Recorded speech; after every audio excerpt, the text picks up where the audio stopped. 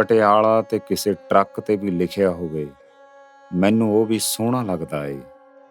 ਹਰ ਗੱਲਬਾਤ 'ਚ ਬਚਿੰਤ ਅਕਸਰ ਕਹਿੰਦੀ ਹੈ, ਮੈਂ ਅੱਜ ਵੀ ਨਿੱਕੀ ਜਿਹੀ ਬਚਿੰਤ ਬਣ ਕੇ ਜਿਵੇਂ ਪਟਿਆਲੇ ਦੀ ਗਲੀਆਂ 'ਚ ਤੁਰੀ ਫਿਰਦੀ ਹਾਂ। ਉਹਦਾ ਹਾਸਾ ਇੱਕਦਮ ਨਿਆਣਿਆਂ ਵਰਗਾ ਏ। ਉਹਦੀ ਗੱਲਬਾਤ ਸਾਹਮਣੇ ਵਾਲੇ ਦੀ ਰੂਹ ਨੂੰ ਠੰਡੀ ਹਵਾ ਦੇ ਬੁੱਲੇ ਵਰਗਾ ਅਹਿਸਾਸ ਦਿੰਦੀ ਹੈ। ਉਹ ਦੱਸਦੀ ਹੈ, ਬਚਪਨ 'ਚ ਜਦੋਂ ਮੈਂ ਸਕੂਲ ਪੜ੍ਹਨ ਜਾਂਦੀ ਸੀ ਤਾਂ ਉਮਰੋਂ ਵੱਡੀਆਂ 2-3 ਕੁੜੀਆਂ ਮੇਰੇ ਨਾਲ ਸਕੂਲ ਜਾਇਆ ਕਰਦੀਆਂ ਸਨ।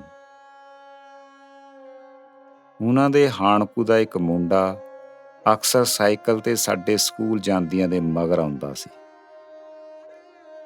ਕਈ ਮਹੀਨਿਆਂ ਬਾਅਦ ਇੱਕ ਦਿਨ ਉਹਦੇ ਵੱਲੋਂ ਸੜਕ ਤੇ ਸੁੱਟਿਆ ਗੁਲਾਬ ਦਾ ਫੁੱਲ ਉਹਨਾਂ ਵਿੱਚੋਂ ਕੁੜੀ ਨੇ ਚੁੱਕਿਆ ਸੀ, ਪਰ ਮੈਂ ਕਈ ਵਾਰ ਇਹ ਸੋਚਦੀ ਰਹੀ ਸੀ ਕਿ ਉਸ ਕੁੜੀ ਨੇ ਕਿਉਂ ਉਹਦਾ ਸੁੱਟਿਆ ਫੁੱਲ ਚੁੱਕਿਆ ਸੀ,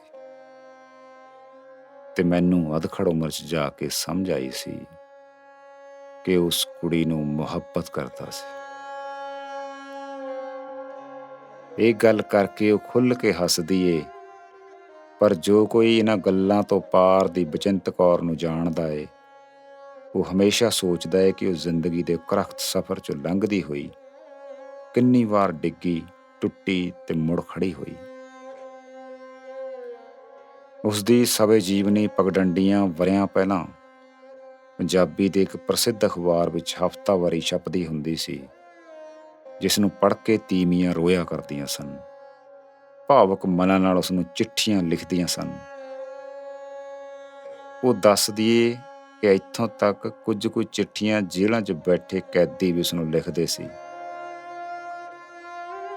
ਇੱਕ ਵਾਰ ਵਿਦੇਸ਼ ਦੌਰੇ ਤੋਂ ਪਰਤਣ ਤੋਂ ਬਾਅਦ ਬਚਿੰਤ ਕੌਰ ਹੋਰਾਂ ਦੇ ਗੁਆਂਢੀਆਂ ਨੇ ਉਸਨੂੰ ਉਸਦੀ ਗੈਰ ਮੌਜੂਦਗੀ ਵਿੱਚ ਆਈਆਂ ਚਿੱਠੀਆਂ ਨਾਲ ਭਰੇ ਹੋਏ ਥੈਲੇ ਦਿੱਤੇ ਤਾਂ ਉਹ ਹੈਰਾਨ ਰਹਿ ਗਈ ਸੀ। ਇਸੇ ਸਵੈ ਜੀਵਨੀ ਦੇ ਜ਼ਰੀਏ ਬਚਿੰਤ ਨੂੰ ਤੁਹਾਡੇ ਹੋਰ ਨੇੜੇ ਕਰਦੇ ਹਾਂ। ਕਾਗਜ਼ਾਂ 'ਚ ਭਾਵੇਂ ਬਚਿੰਤ ਕੌਰ ਦਾ ਜਨਮ 8 ਫਰਵਰੀ 1940 ਦਾ ਲਿਖਿਆ ਹੋਇਆ ਏ, ਪਰ ਬਚਿੰਤ ਕੌਰ ਦੇ ਦੱਸਣ ਮੁਤਾਬਕ ਉਹ ਅਕਸਰ ਆਪਣੀ ਮਾਂ ਨੂੰ ਆਪਣੇ ਜਨਮ ਬਾਰੇ ਜਦ ਵੀ ਸਵਾਲ ਕਰਦੀ ਤਾਂ ਉਹ ਕਹਿੰਦੀ ਸੀ ਕਿ ਉਸਦੀ ਕੁੱਖੋਂ ਬਚਿੰਤ ਤੀਜੀ ਧੀ ਪੈਦਾ ਹੋਈ ਸੀ। ਉਹਨਾਂ ਵੇਲਿਆਂ 'ਚ ਨਿਆਣਿਆਂ ਦੀਆਂ ਜਨਮ ਤਰੀਕਾਂ ਘੱਟ ਹੀ ਲਿਖਦੇ ਸੀ ਲੋਕੀ। ਘੜੀਆਂ ਤਾਂ ਟਾਵੇਂ ਘਰਾਂ 'ਚ ਹੀ ਹੁੰਦੀਆਂ ਸੀ, ਪਰ ਮਾਂ ਦੇ ਚੇਤੇ ਮੁਤਾਬਕ ਪੋਹ ਮਾਘ ਦਾ ਮਹੀਨਾ ਸੀ, ਜਾਂ ਫਿਰ ਲੋਹੜੀ ਤੋਂ ਕੁਝ ਦਿਨ ਪਹਿਲਾਂ ਸਵੇਰ ਕੂ ਦੇ ਵੇਲੇ ਨਾਭੇ ਰਿਆਸਤ ਦੇ ਪਿੰਡ ਭੜੀ 'ਚ ਬਚਿੰਤ ਦਾ ਜਨਮ ਹੋਇਆ ਸੀ। ਉਹਦਾ ਦਾਦਾ ਦਰਜੀ ਸੀ ਤੇ ਦਾਦੀ ਪਿੰਡ ਭੜੀ 'ਚ ਵਿਆਹਾਂ ਵੇਲੇ ਕੋਰੇ ਵਿਛਾਉਣ ਦਾ ਕੰਮ ਕਰਦੀ ਸੀ। ਬਚਿੰਤ ਦੇ ਬਾਪੂ ਜੀ ਤਰਲੋਕ ਸਿੰਘ ਫੌਜ 'ਚ ਨੌਕਰੀ ਕਰਦੇ ਸਨ। ਉਸਨੂੰ ਆਪਣੇ ਬਾਪੂ ਜੀ ਬਹੁਤ ਖੂਬੀਆਂ ਵਾਲੇ ਲੱਗਦੇ ਸੀ। ਉਹਨਾਂ ਦੀ ਗਿਣਤੀ ਮੁਲਕ ਦੇ ਬਿਰਜਸ ਸਿਉਣ ਵਾਲੇ ਸਭ ਤੋਂ ਮਸ਼ਹੂਰ ਦਰਜੀਆਂ ਵਿੱਚ ਹੁੰਦੀ ਸੀ। ਉਸਦੀ ਇੱਕ ਭੈਣ ਦੀ ਬਚਪਨ 'ਚ ਹੀ ਚੁਬਾਰੇ 'ਚੋਂ ਡਿੱਗਣ ਨਾਲ ਮੌਤ ਹੋ ਗਈ ਸੀ ਤੇ ਬਚਿੰਤ ਦੇ ਜਨਮ ਤੋਂ ਬਾਅਦ ਉਸਦੀ ਮਾਂ ਦੀ ਕੁੱਖੋਂ 3 ਪੁੱਤਰਾਂ ਨੇ ਜਨਮ ਲਿਆ। ਭਾਵੇਂ ਬਚਿੰਤ ਦੀ ਦਾਦੀ ਦਾ ਵਿਹਾਰ ਉਹਦੇ ਨਾਲ ਸ਼ੁਰੂ 'ਚ ਮਾੜਾ ਸੀ, ਪਰ ਬਾਅਦ 'ਚ ਉਸਨੂੰ ਕਰਮਾਂ ਵਾਲੀ ਧੀ ਆਖਦੀ ਹੁੰਦੀ ਸੀ। 47 ਦਾ ਕਤਲੇਆਮ ਬਚਿੰਤ ਨੇ ਆਪਣੇ ਅੱਖੀਂ ਵੇਖਿਆ ਏ। ਉਹਦੀ ਆਪਣੀ ਸਕੀਰੀ 'ਚੋਂ ਲੱਗਦੇ 2 ਮੁੰਡਿਆਂ ਵੱਲੋਂ ਤੀਵੀਆਂ ਦੀ ਕੀਤੀ ਜਾਂਦੀ ਬੇਪਤੀ ਤੇ ਲੁੱਟਾਂ ਖੋਹਾਂ ਨੂੰ ਜਦੋਂ ਬਿਆਨਦੀ ਏ, ਤੁਹਾਡੇ ਮਨ 'ਚ ਇੱਕ ਨਾ ਭੁੱਲਣਯੋਗ ਪੀੜ ਉੱਠ ਖੜਦੀ ਏ। ਨਾਲਿਆਂ 'ਚ ਉਸ ਵਕਤ ਵਗਦੀਆਂ ਲਾਸ਼ਾਂ ਦੇ ਢੇਰ ਬਾਰੇ ਪੜ੍ਹ ਕੇ ਮਨ ਕੁਰਲਾ ਉੱਠਦਾ ਏ। 11 ਵਰ੍ਹਿਆਂ ਦੀ ਬਚਿੰਤ ਦਾ ਵਿਆਹ ਉਹਦੀ ਦਾਦੀ ਨੇ ਆਪਣੇ ਇੱਕ ਦੋਹਤ ਜਵਾਈ ਤੋਂ ਡਰਦੀ ਨੇ ਦਿੱਲੀ ਦੇ ਇੱਕ ਦਰਜੀ ਦਾ ਕੰਮ ਕਰਦੇ ਮੁੰਡੇ ਸਾਧੂ ਸਿੰਘ ਨਾਲ ਜਦੋਂ ਤੈਅ ਕੀਤਾ ਤਾਂ ਉਸਨੂੰ ਉਸ ਵਕਤ ਵਿਆਹ ਦਾ ਸਿਰਫ ਇੰਨਾ ਹੀ ਮਤਲਬ ਪਤਾ ਸੀ ਕਿ ਨਵੇਂ ਕੱਪੜੇ ਤੇ ਗਹਿਣੇ ਮਿਲਣਗੇ। ਕੁਝ ਮਹੀਨਿਆਂ ਬਾਅਦ ਹੀ ਜਦੋਂ ਬਚਿੰਤ ਨੇ 5ਵੀਂ ਜਮਾਤ ਪਾਸ ਕੀਤੀ ਤਾਂ ਉਹਦਾ ਮੁਕਲਾਵਾ ਦੇ ਦਿੱਤਾ ਗਿਆ। ਇੱਥੋਂ ਹੀ ਉਸਦੀ ਜ਼ਿੰਦਗੀ 'ਚ ਸਭ ਕੁਝ ਬਦਲ ਗਿਆ। ਭਾਵੇਂ ਕਿ ਦੋਵਾਂ ਪਰਿਵਾਰਾਂ ਨੇ ਮੁਕਲਾਵਾ 3 ਸਾਲ ਬਾਅਦ ਦੇਣ ਦੀ ਗੱਲ ਤੇ ਸਹਿਮਤੀ ਜਤਾਈ ਸੀ, ਪਰ ਕੁਝ ਅਰਸੇ ਬਾਅਦ ਹੀ ਸਾਧੂ ਸਿੰਘ ਆਪਣੀ ਮਾਂ ਦੀ ਬਿਮਾਰੀ ਦਾ ਬਹਾਨਾ ਕਰਕੇ ਬਚਿੰਤ ਕੌਰ ਦਾ ਮੁਕਲਾਵਾ ਲੈ ਆਇਆ। ਉਹਦੇ ਸਹੁਰਿਆਂ ਨੇ ਭਾਵੇਂ ਨੂੰ ਇੱਕ ਵਾਰ ਵਾਪਸ ਫਿਰ ਪਟਿਆਲੇ ਭੇਜ ਦਿੱਤਾ ਸੀ, ਪਰ ਕੁਝ ਮਹੀਨਿਆਂ ਬਾਅਦ ਉਹ ਮੁੜ ਦਿੱਲੀ ਚਲੀ ਗਈ। ਦਿੱਲੀ ਆਉਣ ਤੋਂ 2.5 ਕੁ ਵਰ੍ਹਿਆਂ ਬਾਅਦ ਹੀ ਉਹ ਨਿੱਕੀ ਉਮਰੇ ਇੱਕ ਧੀ ਦੀ ਮਾਂ ਬਣ ਗਈ ਸੀ। ਪਰ ਅੱਲੜ ਉਮਰ ਦਾ ਉਹਦਾ ਘਰ ਵਾਲਾ ਸਾਧੂ ਸਿੰਘ ਘਰੇਲੂ ਜ਼ਿੰਦਗੀ ਦੀਆਂ ਜ਼ਿੰਮੇਵਾਰੀਆਂ ਲੱਖ ਸਮਝਾਉਣ ਤੇ ਵੀ ਚੁੱਕਣ ਲਈ ਤਿਆਰ ਨਹੀਂ ਸੀ। ਦਿੱਲੀ ਉਹ ਆਪਣੀ ਸੱਸ ਸਹੁਰਾ ਤੇ ਜੇਠ ਜਠਾਣੀ ਨਾਲ ਰਹਿ ਰਹੀ ਸੀ, ਪਰ ਸਾਧੂ ਸਿੰਘ ਦੇ ਆਪਣੇ ਭਰਾ ਨਾਲ ਹੋਏ ਇੱਕ ਝਗੜੇ ਤੋਂ ਬਾਅਦ ਉਸਦੇ ਜੇਠ ਨੇ ਉਸਦੇ ਸੱਸ ਸਹੁਰੇ ਤੇ ਬਚਿੰਤ ਦੇ ਪਰਿਵਾਰ ਨੂੰ ਘਰ ਚੋਂ ਬਾਹਰ ਕੱਢ ਦਿੱਤਾ, ਜਿਸ ਕਾਰਨ ਉਹਨਾਂ ਨੂੰ ਕਿਰਾਏ ਦੇ ਮਕਾਨ 'ਚ ਰਹਿਣਾ ਪਿਆ। 2 ਸਾਲ ਪਿੱਛੋਂ ਉਸਦੇ ਪੁੱਤਰ ਹੋ ਜਾਣ ਤੋਂ ਬਾਅਦ ਵੀ ਜਦੋਂ ਸਾਧੂ ਸਿੰਘ ਦੇ ਸੁਭਾਅ 'ਚ ਕੋਈ ਫਰਕ ਨਾ ਪਿਆ ਤਾਂ ਬਚਿੰਤ ਕੌਰ ਦੇ ਸਹੁਰੇ ਨੇ ਉਸਨੂੰ ਅਗਾਂਹ ਪੜ੍ਹਨ ਤੇ ਪੈਰਾਂ ਸਿਰ ਹੋਣ ਦੀ ਸਲਾਹ ਦਿੱਤੀ।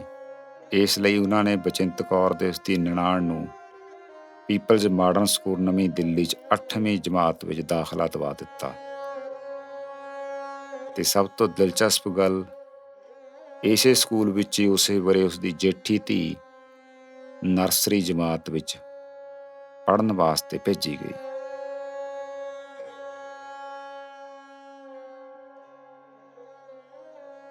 ਸਕੂਲ 'ਚ ਕਿਸੇ ਨੂੰ ਨਹੀਂ ਸੀ ਪਤਾ ਕਿ ਉਹ ਵਿਆਹੀ ਵਰੀ ਏ, ਇਸ ਲਈ ਉਹ ਸਕੂਲ 'ਚ ਆਪਣੀ ਧੀ ਨੂੰ ਨਹੀਂ ਮਿਲਦੀ ਸੀ।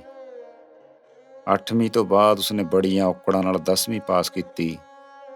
ਇਹਨਾਂ ਵਕਤਾਂ ਵਿੱਚ ਉਹ ਲਗਾਤਾਰ 18-19 ਘੰਟੇ ਕੰਮ ਕਰਦੀ ਸੀ।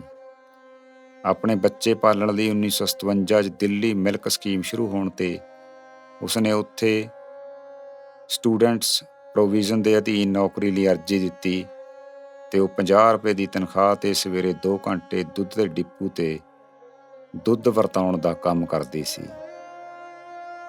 ਉਸ ਵੱਲੋਂ ਨਿਆਣੇ ਦੇ ਮੂੰਹ 'ਚ 2 ਵਕਤ ਰੋਟੀ ਪਾਉਣ ਲਈ ਕੀਤੀ ਮਿਹਨਤ ਨੂੰ ਉਸਦੇ ਆਪਣੇ ਸ਼ਬਦਾਂ 'ਚ ਸੁਣੋ। ਸਵੇਰੇ 5 ਵਜੇ ਮੈਂ ਸਾਈਕਲ ਉੱਤੇ ਡਿਪੂ ਜਾਂਦੀ, 7 ਵਜੇ ਉੱਥੋਂ ਮੁੜ ਘਰ ਦਾ ਕੰਮ ਮੁਕਾ 9 ਵਜੇ ਸਕੂਲ ਪਹੁੰਚਦੀ, 1 ਵਜੇ ਫੇਰ ਸਕੂਲੋਂ ਅੱਧੀ ਛੁੱਟੀ ਵੇਲੇ ਘਰ ਆ ਕੇ ਦੁਪਹਿਰ ਦੀ ਰੋਟੀ ਬਣਾਉਂਦੀ, ਮੁੜ ਫੇਰ ਸਕੂਲੇ ਜਾਂਦੀ। 4 ਵਜੇ ਸਕੂਲੋਂ ਪੂਰੀ ਛੁੱਟੀ ਹੁੰਦੀ। ਸ਼ਾਮ ਦਾ ਭਾਂਡਾ ਟਿੰਡਾ ਤੇ ਝਾੜੂ ਪੋਚਾ ਕਰਨ ਪਿੱਛੋਂ ਰਾਤ ਦੀ ਰੋਟੀ ਦਾ ਵੇਲਾ ਹੋ ਜਾਂਦਾ। ਮਾਂ ਜੀ, ਮੇਰੀ ਸੱਸ ਦਾ ਸੱਜਾ ਹੱਥ ਕੰਮ ਨਹੀਂ ਸੀ ਕਰਦਾ, ਇਸ ਕਰਕੇ ਉਹ ਬੜੀ ਮੁਸ਼ਕਲ ਨਾਲ ਬੱਚਿਆਂ ਨੂੰ ਸਾਂਭਦੀ ਸੀ। ਮੈਂ ਤੇ ਮੇਰੀ ਨਣਦ ਰਲ ਮਿਲ ਕੇ ਘਰ ਦੇ ਕੰਮ ਮੁਕਾ ਲੈਂਦੀਆਂ ਤੇ ਰਾਤੀ ਜਦੋਂ ਘਰ ਦੇ ਸਾਰੇ ਜੀਅ ਸੌਂ ਜਾਂਦੇ ਤਾਂ ਅਸੀਂ ਅੱਧੀ ਰਾਤ ਤੱਕ ਪਹਿਲਾਂ ਮਿਊਨਿਸਪਲ ਕਮੇਟੀ ਦੀ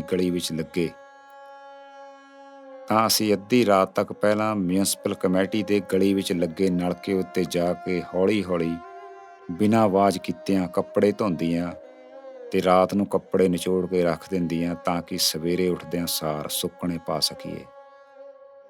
ਫਿਰ ਕਮਰੇ ਦੇ ਇੱਕ ਖੁੰਝੇ ਲਾਲਟੈਨ ਦੀ ਨਿੰਮੀ ਜਿਹੀ ਲੋ ਵਿੱਚ ਬੈਠ ਕੇ ਸਕੂਲ ਦਾ ਕੰਮ ਕਰਦੀਆਂ। ਇਉਂ ਕਈ ਵਾਰ ਤਾਂ ਸਾਨੂੰ ਸਵੇਰ ਦੇ 2-3 ਜਾਗਦਿਆਂ ਹੀ ਵੱਜ ਜਾਂਦੇ ਸਨ। 1959 'ਚ ਉਸਦੀ ਦੂਜੀ ਧੀ ਦੇ ਹੋਣ ਤੋਂ ਬਾਅਦ ਕੁਝ ਸਮਾਂ ਉਸਨੇ ਇੱਕ ਸਰਕਾਰੀ ਦਫ਼ਤਰ ਵਿੱਚ ਟੈਲੀਫੋਨ ਆਪਰੇਟਰ ਦੀ ਨੌਕਰੀ ਵੀ ਕੀਤੀ, ਪਰ ਘਰ ਦਾ ਗੁਜ਼ਾਰਾ ਫਿਰ ਵੀ ਬੜੀ ਔਖ ਨਾਲ ਹੋ ਰਿਹਾ ਸੀ। ਇਸ ਲਈ ਉਸਨੇ ਆਪਣੇ ਗੁਆਂਢੀ ਦੇ ਕਹਿਣ ਤੇ ਬ੍ਰਾਈਟਵੇਜ਼ ਨਾਂ ਦੇ ਕੱਪੜੇ ਦੇ ਸਟੋਰ ਤੇ ਨੌਕਰੀ ਕਰ ਲਈ, ਪਰ ਉਸ ਵਕਤ ਦਿੱਲੀ ਦੀ ਉਹ ਪਹਿਲੀ ਤੇ ਇਕਲੌਤੀ ਸੇਲਜ਼ ਕੁੜੀ ਸੀ। ਉਸ ਸਮੇਂ ਨੂੰ ਬਿਆਨਦੀ ਉਹ ਲਿਖਦੀ ਹੈ, ਸਵੇਰੇ 4 ਵਜੇ ਮੈਂ ਜਾਗਦੀ, ਪਹਿਲਾਂ ਡਿਪੂ, ਫਿਰ ਘਰ, ਫਿਰ ਸ਼ੋਅਰੂਮ ਉੱਤੇ, ਮੁੜ ਰਾਤ ਦੇ 8-9 ਵਜੇ ਜਦੋਂ ਘਰ ਮੁੜਦੀ ਤਾਂ ਘਰ ਦੇ ਪੂਰਾ ਆਸਰਾ ਭਾਲਦੇ। ਸ਼ਾਮ ਦੇ ਕੰਮ ਨੂੰ 1.5-2 ਘੰਟੇ ਜ਼ਰੂਰ ਲੱਗ ਜਾਂਦੇ। ਮੈਂ ਬੁਰੀ ਤਰ੍ਹਾਂ ਥੱਕ ਟੁੱਟ ਜਾਂਦੀ। ਇਸ ਤਰ੍ਹਾਂ ਮੈਨੂੰ ਮਸਾਂ 1-2 ਘੰਟਾ ਸੌਣ ਲਈ ਮਿਲਦਾ। ਉੱਤੋਂ ਬੱਚਿਆਂ ਨੂੰ ਸਾਂਭਣਾ, ਛੋਟੀ ਬੇਟੀ ਤਾਂ ਅਜੇ ਮਸਾਂ ਕੁਝ ਮਹੀਨਿਆਂ ਦੀ ਹੀ ਸੀ। ਉਸ ਤੋਂ ਬਾਅਦ ਬਚਿੰਤ ਨੇ ਅਗਲੇਰੀ ਪੜ੍ਹਾਈ ਸ਼ੁਰੂ ਕੀਤੀ। ਇਸ ਦੌਰਾਨ ਵੀ ਕਦੇ ਉਸਦੀ ਡਿਪੂ ਦੀ ਨੌਕਰੀ ਛੁੱਟੀ, ਕਦੇ ਸਰਕਾਰੀ ਨੌਕਰੀ ਦੀ ਝਾਕ 'ਚ ਇੱਕ ਸਰਕਾਰੀ ਦਫ਼ਤਰ 'ਚ ਕੁਝ ਮਹੀਨੇ ਨੌਕਰੀ ਕਰਨ ਕਰਕੇ ਉਸਦੀ ਬ੍ਰਾਈਟਵੇਜ਼ ਦੀ ਨੌਕਰੀ ਵੀ ਜਾਂਦੀ ਰਹੀ। ਉਸ ਸਮੇਂ ਉਹ ਸਿਰਫ 150 ਰੁਪਏ 'ਚ ਪੂਰੇ ਮਹੀਨੇ ਦਾ ਗੁਜ਼ਾਰਾ ਕਰਦੀ ਸੀ। ਘਰ ਦੇ ਗੁਜ਼ਾਰੇ ਲਈ ਘਰ ਘਰ ਜਾ ਕੇ ਕੰਪਨੀ ਦਾ ਸਮਾਨ ਵੀ ਵੇਚਿਆ। ਉਹ ਕਹਿੰਦੀ ਹੈ ਕਿ ਉਹ ਸਮਾਂ ਉਸ ਲਈ ਸਭ ਤੋਂ ਜ਼ਿਆਦਾ ਜਲਾਲਤ ਭਰਿਆ ਸੀ, ਫਿਰ ਵੀ ਉਸਦੇ ਘਰ ਦਾ ਤੋਰਾ ਬੜਾ ਔਖਾ ਤੁਰ ਰਿਹਾ ਸੀ। ਇਸੇ ਲਈ ਉਸਨੇ ਦੁਬਾਰਾ ਬੜੇ ਤਰਲਿਆਂ ਨਾਲ ਬ੍ਰਾਈਟਵੇਜ਼ 'ਚ ਨੌਕਰੀ ਸ਼ੁਰੂ ਕਰ ਦਿੱਤੀ। 1962-63 ਦੇ ਦਿਨਾਂ ਦੀ ਘਟਨਾ ਨੂੰ ਜਦੋਂ ਉਹ ਲਿਖਦੀ ਹੈ ਤਾਂ ਇੱਕ ਵਾਰ ਪੜ੍ਹਦਿਆਂ ਅੱਖਾਂ 'ਚੋਂ ਹੰਝੂ ਵਹਿ ਤੁਰਦੇ ਨੇ। ਦੀਵਾਲੀ ਦੀ ਰਾਤ ਨੂੰ ਗਾਹਕਾਂ ਦੀ ਭੀੜ ਕਰਕੇ ਉਸਦਾ ਸਟੋਰ ਰਾਤ ਦੇ 11 ਵਜੇ ਤੱਕ ਖੁੱਲ੍ਹਾ ਰਿਹਾ। ਉਹ ਲਿਖਦੀ ਏ ਕਿ ਰਾਤ ਦੇ 11 ਵੱਜ ਚੁੱਕੇ ਸੀ। ਮੈਨੂੰ ਆਪਣੇ ਘਰ ਜਾਣ ਦੀ ਕਾਹਲ ਸੀ। ਮੈਂ ਸੋਚ ਰਹੀ ਸੀ ਕਿ ਮੇਰੇ ਨਿਆਣੇ ਵੀ ਮੈਨੂੰ ਉਡੀਕ ਰਹੇ ਹੋਣਗੇ, ਉਹਨਾਂ ਨੂੰ ਵੀ ਮਠਿਆਈ ਮਿਲਣ ਦੀ ਉਡੀਕ ਹੋਊ। ਮੇਰੇ ਸਹੁਰਾ ਸਾਹਿਬ ਨਿਆਣਿਆਂ ਨੂੰ ਮਾਂ ਵੱਲੋਂ ਮਠਿਆਈ ਲੈ ਕੇ ਆਉਣ ਦੀ ਗੱਲ ਕਹਿ ਰਹੇ ਹੋਣਗੇ, ਪਰ ਮੈਂ ਤਾਂ ਸ਼ੋਅਰੂਮ ਤੋਂ ਮਿਲਣ ਵਾਲੇ ਮਠਿਆਈ ਦੇ ਡੱਬੇ ਦੀ ਉਡੀਕ ਕਰ ਰਹੀ ਸੀ। ਮੇਰੇ ਕੋਲ ਉਸ ਰਾਤ ਮਠਿਆਈ ਖਰੀਦਣ ਲਈ ਵੀ ਪੈਸੇ ਨਹੀਂ ਸਨ। ਜਦੋਂ ਮੈਂ ਡੱਬਾ ਲੈ ਕੇ ਘਰ ਪਹੁੰਚੀ ਤਾਂ ਪਟਾਕਿਆਂ ਦੀ ਠਾਠ ਬੰਦ ਹੋ ਚੁੱਕੀ ਸੀ। ਮੇਰੀ ਸੱਸ ਮੇਰੀ ਸਭ ਤੋਂ ਛੋਟੀ ਧੀ ਨੂੰ ਗੋਦੀ 'ਚ ਲੈ ਕੇ ਉਂਘ ਰਹੀ ਸੀ ਤੇ ਦੋਵੇਂ ਦੂਜੇ ਨਿਆਣੇ ਰੋ ਰੋ ਕੇ ਸੌਂ ਚੁੱਕੇ ਸਨ। ਮੇਰੇ ਸਹੁਰਾ ਸਾਹਿਬ ਮੈਨੂੰ 3 ਵਾਰ ਬੱਸ ਸਟਾਪ ਤੱਕ ਦੇਖ ਕੇ ਆਏ ਸਨ। ਘਰ ਦਾ ਸਭ ਤੋਂ ਜ਼ਿੰਮੇਵਾਰ ਬੰਦਾ, ਮੇਰੇ ਘਰ ਵਾਲਾ ਕਈ ਦਿਨਾਂ ਤੋਂ ਘਰ ਨਹੀਂ ਸੀ ਵੜਿਆ। ਕਿਸੇ ਚੰਡਾਲ ਚੌਕੜੀ ਨਾਲ ਜੁੜਿਆ ਤਾਸ਼ ਦੇ ਪੱਤਿਆਂ ਤੇ ਹੱਥ ਅਜਮਾ ਰਿਹਾ ਸੀ। ਇਸ ਘਟਨਾ ਨੇ ਉਸਨੂੰ ਇੰਨਾ ਦੁਖੀ ਕੀਤਾ ਕਿ ਉਸਨੇ ਇਸ 'ਤੇ ਆਪਣੀ ਪਹਿਲੀ ਕਹਾਣੀ ਲਿਖੀ, ਦੀਵਾਲੀ ਦੀ ਰਾਤ, ਜਿਹੜੀ ਉਸਨੇ ਬਚਨ ਕੌਰ ਦੇ ਨਾਂ ਹੇਠ ਛਪਵਾਈ ਸੀ। 1974 ਵਿੱਚ MA ਕਰਨ ਤੋਂ ਬਾਅਦ ਉਸਨੇ ਆਪਣੀ ਧੀ ਦਾ ਵਿਆਹ ਕਰਕੇ MPhil 'ਚ ਦਾਖਲਾ ਲਿਆ ਤਾਂ ਉਸਦੀ ਧੀ ਦੀ ਸਹੇਲੀ ਬਚਿੰਤ ਕੌਰ ਦੇ ਨਾਲ ਹੀ ਪੜ੍ਹਦੀ ਸੀ। 1959 ਤੋਂ ਲੈ ਕੇ 1965 ਤੱਕ ਉਸਨੇ ਲਗਭਗ 100 ਤੋਂ ਵੱਧ ਸਰਕਾਰੀ ਨੌਕਰੀਆਂ ਦੇ ਪੇਪਰ ਦਿੱਤੇ, ਪਰ ਉਹ ਕਾਮਯਾਬ ਨਾ ਹੋ ਸਕੀ। 1964 'ਚ ਦਿੱਲੀ 'ਚ ਆਏ ਝੱਖੜ ਤੇ ਮੀਂਹ 'ਚ ਬਚਿੰਤ ਦੇ ਸਹੁਰਾ ਸਾਹਿਬ ਲਾਪਤਾ ਹੋ ਗਏ ਤੇ ਤੀਜੇ ਦਿਨ ਉਹਨਾਂ ਦੀ ਲਾਸ਼ ਇੱਕ ਹਸਪਤਾਲ 'ਚੋਂ ਮਿਲੀ। ਉਸ ਵਕਤ ਉਹ ਬ੍ਰਾਈਟਵੇਜ਼ 'ਚ 115 ਰੁਪਏ ਦੀ ਨੌਕਰੀ ਕਰਦੀ ਸੀ।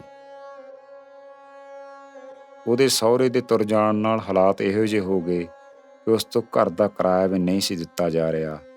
ਇਸ ਲਈ ਮਕਾਨ ਮਾਲਕ ਦੇ ਤੰਗ ਕਰਨ 'ਤੇ ਉਸਨੇ ਕਿਰਾਏ ਦਾ ਘਰ ਛੱਡ ਕੇ ਬੁੱਧਾ ਗਾਰਡਨ ਨੂੰ ਜਾਂਦੀ ਸੜਕ 'ਤੇ ਪੱਥਰ ਢੋ ਢੋ ਕੇ ਕੱਖਾਂ ਕਾਨਿਆਂ ਦੀ ਇੱਕ ਝੌਂਪੜੀ ਬਣਾ ਲਈ। ਝੌਂਪੜੀ ਬਣਾਉਣ ਵਾਲੀ ਥਾਂ ਦਾ ਕਬਜ਼ਾ ਉਸਨੇ 150 ਰੁਪਏ ਖਰਚ ਕੇ ਲਿਆ ਸੀ। ਉਹ ਲਿਖਦੀ ਏ ਕਿ ਮੇਰੇ ਨਿਆਣੇ ਜੰਗਲ ਪਾਣੀ ਜਾਂਦੇ, ਇੱਕ ਇੱਕ ਪੱਥਰ ਚੁੱਕ ਕੇ ਲਿਆਂਦੇ ਸੀ ਤੇ ਇਸ ਤਰ੍ਹਾਂ ਉਹ ਝੌਂਪੜੀ ਬਣੀ। ਝੌਂਪੜੀ 'ਚ ਰਹਿਣ ਵੇਲੇ ਉਸਨੇ ਬੜੀਆਂ ਔਕੜਾਂ ਸਹੀਆਂ। ਉੱਥੇ ਇੱਕ ਘੜੇ ਪਾਣੀ ਲਈ ਉਸਨੂੰ ਘੰਟਿਆਂ ਤੱਕ ਖੜ੍ਹਨਾ ਪੈਂਦਾ ਸੀ। ਕੁਝ ਕੁ ਮਹੀਨਿਆਂ ਬਾਅਦ ਇੱਕ ਦਿਨ ਜਦੋਂ ਨੌਕਰੀ ਤੋਂ ਘਰ ਪਹੁੰਚੀ ਤਾਂ ਕਾਰਪੋਰੇਸ਼ਨ ਵਾਲਿਆਂ ਨੇ ਉਸਦੀ ਝੌਂਪੜੀ ਢਾਹ ਦਿੱਤੀ। ਉਹ ਰਾਤ ਵੀ ਉਸ ਲਈ ਕਹਿਰਾਂ ਭਰੀ ਸੀ। ਸਾਰਾ ਟੱਬਰ ਭੁੱਖਾ ਹੀ ਗੁਆਂਢੀਆਂ ਦੇ ਘਰ ਸੁੱਤਾ। ਉਸ ਰਾਤ ਹੀ ਝੌਂਪੜੀ ਢਹਿਣ ਦੇ ਦੋਸ਼ ਕਰਕੇ ਉਸਦੇ ਘਰ ਵਾਲੇ ਨੇ ਉਸਨੂੰ ਬਹੁਤ ਕੁੱਟਿਆ ਸੀ। 1965 'ਚ ਉਸਨੇ ਇੱਕ ਸਰਕਾਰੀ ਦਫ਼ਤਰ ਵਿੱਚ ਕੀ ਪੰਚ ਆਪਰੇਟਰ ਦੀ ਨੌਕਰੀ ਦਾ ਟੈਸਟ ਪਾਸ ਕਰ ਲਿਆ, ਪਰ ਉਸ ਦਫ਼ਤਰ 'ਚ ਲੱਗਿਆ ਵਰਮੇ ਨਾਂ ਦਾ ਬੰਦਾ ਉਸਨੂੰ ਇੰਟਰਵਿਊ 'ਚੋਂ ਪਾਸ ਕਰਾਉਣ ਦੇ ਬਦਲੇ 1000 ਰੁਪਏ ਦੀ ਰਿਸ਼ਵਤ ਜਾਂ ਫਿਰ ਉਹਦੇ ਨਾਲ ਇੱਕ ਰਾਤ ਇਸਤਰੀ ਜਾਮੇ ਦਾ ਸ਼ਰਾਬ ਭੋਗਣ ਲਈ ਕਹਿ ਰਿਹਾ ਸੀ। ਮਨੁੱਖ ਦੇ ਰੂਪ ਵਿੱਚ ਉਸ ਅਜਗਰ ਤੋਂ ਬਚਿੰਤ ਕੌਰ ਨੂੰ ਉਸਦੇ ਧਰਮ ਦੇ ਭਰਾ ਧਨੀ ਰਾਮ ਨੇ ਬਚਾਇਆ। ਅਖੀਰ ਉਸਦੀ ਨੌਕਰੀ ਲੱਗੀ ਤੇ ਉਸਦੀ ਜ਼ਿੰਦਗੀ ਥੋੜ੍ਹੀ ਸੁਖਾਲੀ ਹੋਈ। ਉਸਨੇ ਤਨਖਾਹ 'ਚੋਂ ਕਈ ਮਹੀਨੇ 400 ਰੁਪਏ ਬਚਾ ਕੇ ਅਖੰਡ ਪਾਠ ਕਰਵਾਇਆ। ਉਸ ਤੋਂ ਬਾਅਦ ਉਸਦੇ ਘਰ ਵਾਲੇ ਦੇ ਸੁਭਾਅ 'ਚ ਵੀ ਤਬਦੀਲੀ ਆਉਣੀ ਸ਼ੁਰੂ ਹੋ ਗਈ। ਉਸਨੇ ਆਪਣੀਆਂ ਧੀਆਂ ਤੇ ਪੁੱਤਰ ਦਾ ਵਿਆਹ ਕੀਤਾ। ਇਸ ਤੋਂ ਪਹਿਲਾਂ ਉਹ ਆਪਣੇ ਨਾਲ ਇੱਕ ਛੋਟੇ ਜਿਹੇ ਮੁਹੱਬਤੀ ਹਾਦਸੇ ਦਾ ਜ਼ਿਕਰ ਕਰਦੀ ਏ। ਉਹ ਦੱਸਦੀ ਏ ਕਿ ਇੱਕ ਪੱਤਰਕਾਰ ਜੋ ਉਸਦੀਆਂ ਕਹਾਣੀਆਂ ਦਾ ਪ੍ਰਸ਼ੰਸਕ ਸੀ, ਉਸਨੂੰ ਉਹਦੇ ਨਾਲ ਮੁਹੱਬਤ ਹੋਣ ਦਾ ਅਹਿਸਾਸ ਹੋਇਆ ਸੀ। ਕਈ ਵਾਰ ਆਪਣੇ ਹਾਣੀ ਦੀ ਵਰਿਆਂ ਦੀ ਬੇਰੁਖੀ ਕਿਸੇ ਹੋਰ ਲਈ ਤੁਹਾਡੇ ਦਿਲ ਦੇ ਬੂਹੇ ਖੋਲ੍ਹਣ ਦਾ ਰਾਹ ਆਸਾਨ ਕਰ ਦਿੰਦੀ ਏ। ਪਰ ਇਹ ਮੁਹੱਬਤ ਬੜੇ ਥੋੜ੍ਹੇ ਵਕਤ ਲਈ ਸੀ। ਆਪਣੇ ਨਿਆਣਿਆਂ ਤੇ ਪਰਿਵਾਰ ਲਈ ਤੇ ਉੱਪਰੋਂ ਸਾਧੂ ਸਿੰਘ ਵੱਲੋਂ ਕੀਤੀ ਹਦਾਇਤ ਕਰਕੇ ਉਹ ਮੁੜ ਕੇ ਰਾਜ ਨੂੰ ਕਦੇ ਨਾ ਮਿਲੀ। ਪਰ ਕੁਝ ਕੁ ਮਹੀਨਿਆਂ ਤੋਂ ਬਾਅਦ ਰਾਜ ਦੀ ਬੇਵਕਤੀ ਮੌਤ ਨੇ ਹੁਣ ਤੱਕ ਉਸਦੇ ਦਿਲ 'ਚ ਪੀੜ ਬਣ ਕੇ ਘਰ ਘਰ ਰੱਖਿਆ ਏ। ਬਚਿੰਤ ਨੇ ਪੰਜਾਬੀ ਸਾਹਿਤ ਨੂੰ 40 ਦੇ ਲਗਭਗ ਕਿਤਾਬਾਂ ਦਿੱਤੀਆਂ। ਉਹ ਆਪਣੇ ਆਪ ਨੂੰ ਭਾਗਾਂ ਵਾਲਾ ਮੰਨਦੀ ਏ। ਜਦੋਂ ਉਹਦੀ ਮਾਂ ਕਹਿੰਦੀ ਸੀ ਕਿ ਉਸਦੀਆਂ ਲਿਖੀਆਂ ਕਿਤਾਬਾਂ ਕਰਕੇ ਸਾਰੀ ਦੁਨੀਆ 'ਚ ਉਹਨਾਂ ਦੇ ਪਰਿਵਾਰ ਦਾ ਨਾਂ ਉੱਚਾ ਹੋਇਆ ਏ। ਬ੍ਰਾਈਟਵੇਜ਼ ਦੀ ਨੌਕਰੀ ਦੌਰਾਨ ਮਾਲਾ ਸੀਨਾ, ਬੀਨਾ ਰਾਏ ਤੇ ਨਰਗਿਸ ਨੂੰ ਮਿਲਣਾ ਉਸਨੂੰ ਜ਼ਿੰਦਗੀ ਦੇ ਖੂਬਸੂਰਤ ਪਲਾਂ ਦੇ ਤੌਰ ਤੇ ਯਾਦ ਆਉਂਦੇ ਨੇ। ਉਹ ਕਈ ਵਰ੍ਹੇ ਪਹਿਲਾਂ ਰਿਟਾਇਰਮੈਂਟ ਤੋਂ ਬਾਅਦ ਅਮਰੀਕਾ ਚਲੀ ਗਈ ਸੀ, ਜਿੱਥੇ ਉਹਨੇ ਨਰਸਿੰਗ ਕਰਕੇ ਨਰਸ ਦੀ ਨੌਕਰੀ ਵੀ ਕੀਤੀ। ਜਦੋਂ ਮੁੜ ਭਾਰਤ ਆਈ ਤਾਂ ਇਸੇ ਦੌਰਾਨ ਅਮਰੀਕਾ 'ਚ ਉਹਨਾਂ ਦੇ ਸਾਥੀ ਸਾਧੂ ਸਿੰਘ ਹੋਰਾਂ ਦੀ ਦਿਲ ਦਾ ਦੌਰਾ ਪੈਣ ਨਾਲ ਮੌਤ ਹੋ ਗਈ, ਜਿਸ ਨੇ ਉਸਨੂੰ ਬਹੁਤ ਤੋੜਿਆ। ਉਹਨਾਂ ਨਾਲ ਉਹਨਾਂ ਦੀ ਮੌਤ ਤੋਂ ਪਹਿਲਾਂ ਟੈਲੀਫੋਨ ਤੇ ਹੋਈ ਗੱਲਬਾਤ ਨੂੰ ਅੱਜ ਵੀ ਯਾਦ ਕਰਕੇ ਕਹਿੰਦੀ ਏ ਕਿ ਉਸ ਵਕਤ ਸਾਡੇ 'ਚ ਬਹੁਤ ਮੁਹੱਬਤ ਸੀ। ਅੱਜ ਕੱਲ੍ਹ ਉਹ ਬਿਆਸ ਦੇ ਇੱਕ ਡੇਰੇ ਵਿੱਚ ਰਹਿੰਦੀ ਏ ਤੇ ਬੱਚਿਆਂ ਨੂੰ ਪੜ੍ਹਾਉਂਦੀ ਏ। ਜੇ ਤੁਸੀਂ ਬਚਿੰਤ ਨੂੰ ਹੋਰ ਜਾਣਨਾ ਚਾਹੁੰਦੇ ਹੋ ਤਾਂ ਲੂੰ ਕੰਡੇ ਖੜੇ ਕਰਨ ਵਾਲੀ ਉਸਦੀ ਜੀਵਨੀ ਪਗਡੰਡੀਆਂ ਜ਼ਰੂਰ ਪੜ੍ਹਿਓ।